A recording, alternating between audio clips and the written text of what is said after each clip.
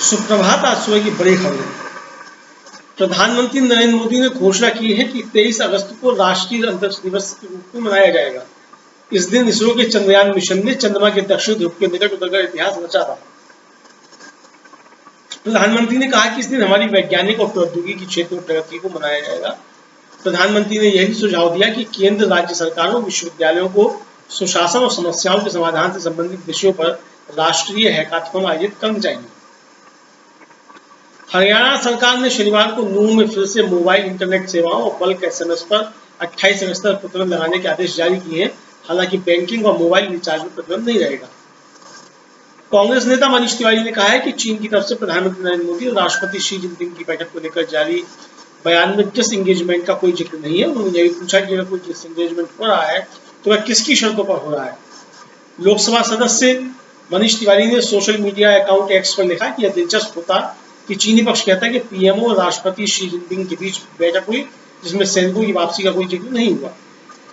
हरियाणा के पूर्व मुख्यमंत्री भूपेंद्र सिंह हुड्डा ने हरियाणा सरकार पर निशाना साधा है। उन्होंने कहा कि यौन उत्पीड़न के आरोपी मंत्री संदीप सिंह को नैतिकता के आधार पर इस्तीफा दे देना चाहिए या फिर मुख्यमंत्री को उन्हें पद से हटा देना चाहिए।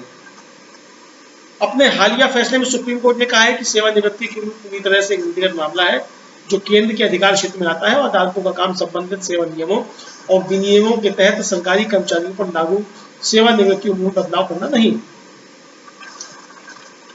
कांग्रेस अध्यक्ष मल्लिकार्जुन खड़गे ने उत्तर प्रदेश में धार्मिक भेदभाव के आधार पर एक क्लास टीचर द्वारा अन्य बच्चों से एक छात्र की पिटाई कराने की घटना की निंदा करते हुए इसे भाजपा आरएसएस की नफरत भरी राजनीति का परेशान करने वाला परिणाम बताया है।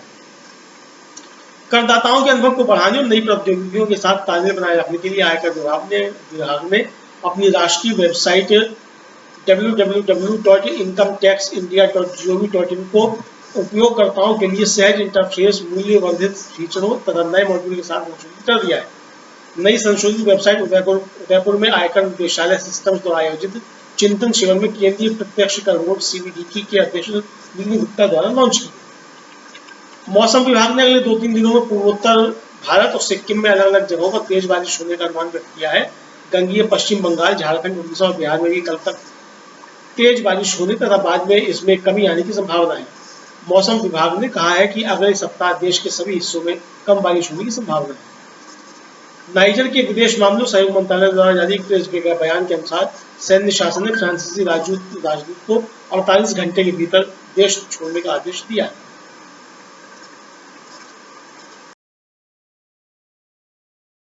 बात आज की सबसे बड़ी खबर की। यूपी के मुजफ्फरनगर से एक नफरती वीडियो सामने आया है। एक मान्यता प्राप्त नेहा पब्लिक स्कूल में एक महिला शिक्षक जिसका नाम तृप्ति त्यागी बताया जा रहा है, वो अपने सामने एक मुस्लिम बच्चे को उसकी क्लास के दूसरे बच्चों से पिटवा रही है।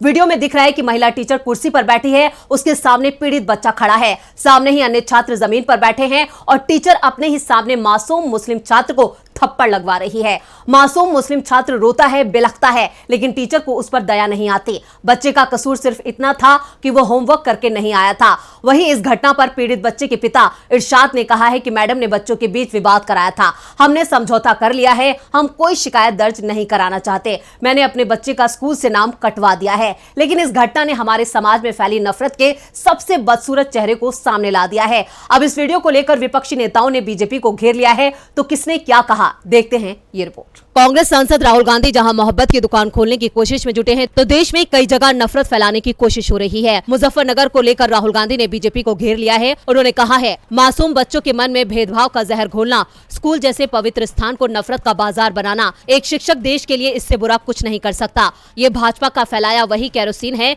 जिसने भारत के कोने कोने में आग लगा रखी है। बच्चे भारत का भविष्य हैं, उनको नफरत नहीं, हम सबको मिलकर मोहब्बत सिखानी है। इसको लेकर कांग्रेस अध्यक्ष खड़गे ने ट्वीट करके लिखा है, यूपी के एक स्कूल में जिस तरह एक अध्यापिका ने धार्मिक भेदभाव कर एक बच्चे को दूसरे बच्चे से पिटवाया है, वो बीजेपी आरएसएस की नफरत भरी राजनीति का विचलित कर देने वाला परिणाम है। ऐसी घटनाएं हमारी वैश्विक छवि पर कालिख पोत देती हैं। ये संविधान के खिलाफ है। समाज में सत्ताधारी पार्टी की विभाजनकारी सोच का जहर इतना घुल गया है कि एक तरफ एक शिक्षा देने वाली अध्यापिका तृप्ति त्यागी बचपन से ही मजहबी विद्वेष का पाठ पढ़ा रही है, तो दूसरी तरफ सुरक्षा देने वाला आरपीएफ जवान चेतन कुमार धर्म के नाम पर निर्दोषों की जान जान लेने पर उतारू हो जाता है।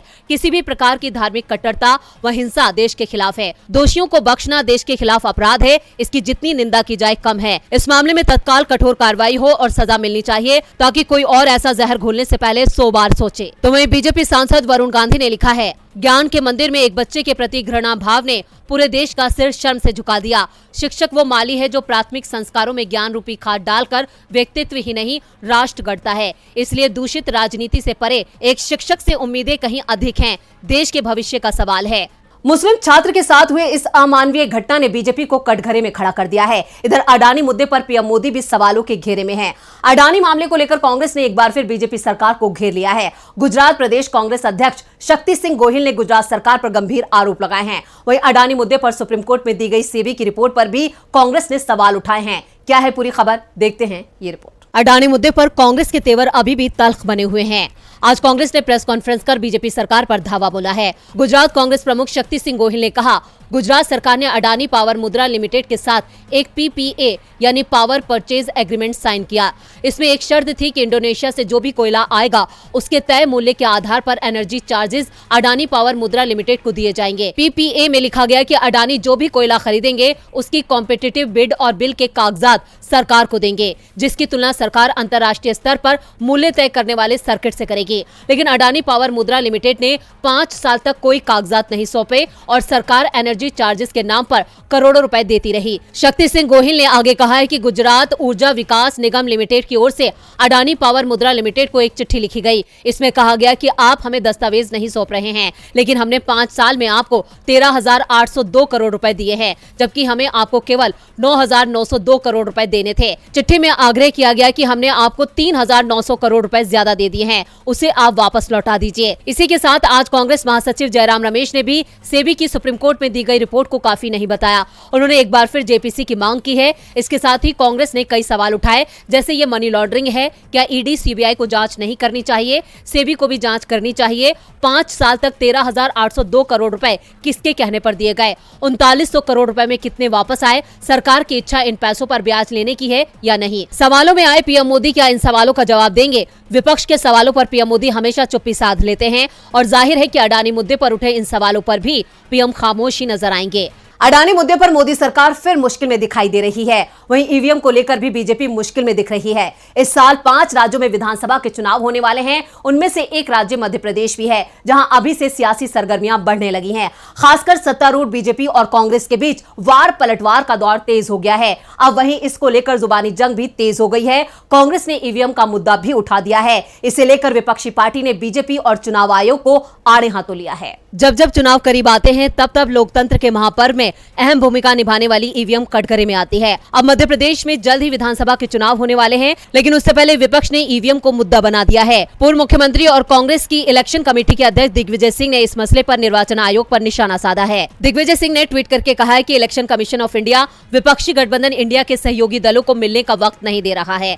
इतना ही नहीं, उन्होंने ट्वीट करके कहा, चुनाव आयोग की विश्वसनीयता समाप्त होती जा रही है। अब न सिर्फ ईवीएम के सवालों का जवाब देने से इलेक्शन कमीशन बच रहा है, बल्कि विपक्षी दलों को भी इग्नोर कर रहा है। 200 से ज्यादा सिविल सोसाइटी के सदस्यों ने ईवीएम की तकनीक को लेकर मई 2022 में कुछ प्रश्न किए थे। आज तक उनके पत्र का जवाब नहीं दिया गया। इंडिया गठबंधन के राजनीतिक दलों ने भी अपने प्रश्नों के साथ चुनाव आयोग से मिलने का समय मांगा, मगर ईमेल तक का जवाब नहीं दिया जा रहा है। आखिर इलेक्शन कमीशन ईवीएम से जुड़े सवालों का जवाब क्यों नहीं देना चाहता? कांग्रेस नेता दिग्विजय सिंह का यह बयान एक बार फिर निष्पक्ष मतदान के ईसीआई के दावे पर सवाल खड़ा कर रहा है। हालांकि कई बार चुनाव आयोग ये साफ कर चुका है कि ईवीएम को हैक नहीं किया जा सकता है। उसने ये भी दलील दी थी कि सुप्रीम कोर्ट भी ईवीएम में छेड़छाड़ के दावे को ठुकरा चुका है।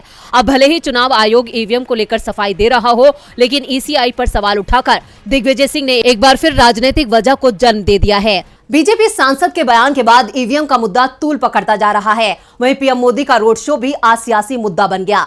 विदेश दौरे से लौटते ही पीएम मोदी बेंगलुरु पहुंच गए और रोड शो किया, लेकिन अब मोदी का रोड शो सवालों के घेरे में आ गया है, जिसे लेकर कांग्रेस ने मोदी पर जमकर निशाना साधा है। पीएम मोदी आज सुबह साउथ अफ्रीका और ग्रीस की यात्रा के बाद सीधे कर्नाटक के बेंगलुरु पहुंचे। यहां उन्होंने मून मिशन से जुड़े वैज्ञानिकों से मुलाकात की और बधाई दी। पीएम ने इसरो प्रमुख एस सोमनाथ को गले लगाया और उनसे मिशन से जुड़ी पूरे प्रोसेस को जाना।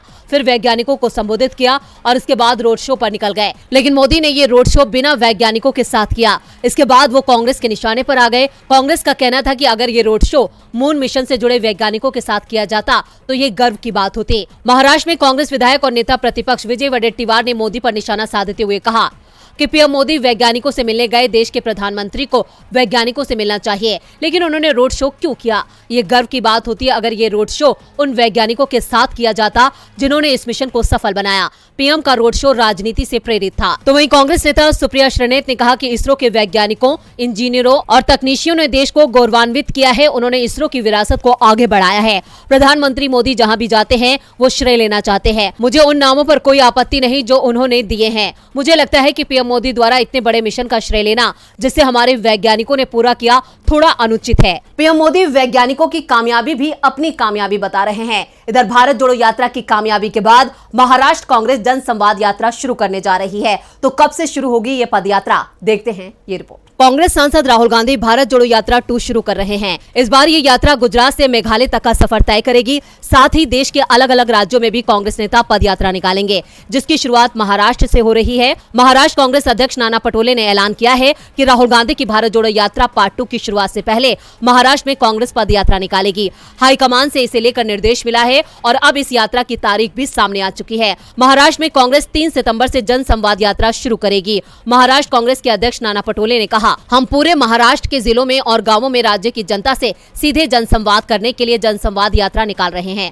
अलग अलग जिलों के लिए अलग अलग नेताओं को जवाबदारी दी गई है। ये सरकार अपने हित में सीबीआई, ईडी और केंद्रीय जांच एजेंसियों का इस्तेमाल कर रही है। ये लोग बेरोजगारी को लेकर कुछ नहीं कहते हैं। इनकी एक ही महत्वाकांक्षा है कि केंद्र में इनकी सरकार हो और राज्य में भी इनकी सरकार हो। इसे पाने के लिए ये कुछ भी कर सकते हैं। नाना पटोले ने आगे बताया कि यात्रा के लिए सभी को जिम्मेदारी सौंपी गई है। पूर्वी विदर्भ में यात्रा निकालने की जिम्मेदारी प्रदेश अध्यक्ष नाना पटोले खुद संभालेंगे, जबकि पश्चिमी विदर्भ में नेता विपक्ष विजय वडेट्टीवार को और मराठवाड़ा में अशोक चौहान को, उत्तर महाराष्ट्र में बाला साहब थोराट को यात्रा निकालने की जिम्मेदारी दी गई है। इसी तरह पश्चिमी महाराष्ट्र में पृथ्वीराज चौहान, मुंबई में वर्षा गायकवाड़ यात्रा निकालेंगी। बाद में सभी नेता कोंकण में यात्रा निकालेंगे। जनसंवाद यात्रा से महाराष्ट्र में कांग्रेस को मजबूती मिलेगी। वहीं पंजाब की मजबूत आप सरकार को राज्यपाल कमजोर करने में जुटे हैं। पंजाब में राष्ट्रपति शासन लगाने की धमकी देने के बाद प्रदेश की सियासत गर्मा गई है। एक तरफ सीएम भगवंत मान ने गवर्नर पर पलटवार किया है, तो दूसरी तरफ कांग्रेस ने भी राज्यपाल पर निशाना साधा है। लोकसभा चुनाव की तैयारियों के बीच पंजाब में गवर्नर और सीएम के बीच तकरार बढ़ गई है। बीते दिनों राज्यपाल बनवारी लाल पुरोहित ने